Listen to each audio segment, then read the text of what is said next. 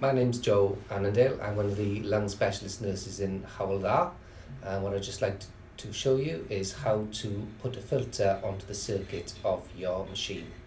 You may have different machines, different shapes, different sizes, but don't worry, the principle is the same, and the tubing may also look slightly different, but don't worry about that.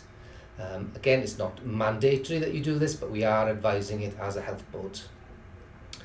If, however, you have a humidifier on your machine, then we would not recommend you putting a filter in the circuit.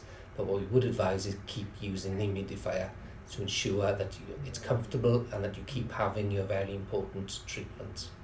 The tubing fits on the machine in different places, so it's important that you first disconnect it by gently removing the connection. And then you'll have the two ends. These filters are very specific filters, and you must source them from the clinical engineering department of your local hospital, because a lot of them look the same, but they actually work differently.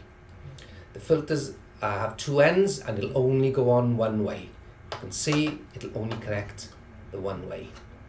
So the filter attaches to the machine, and then the tubing will attach to the other end of the filter. And there's your circuit.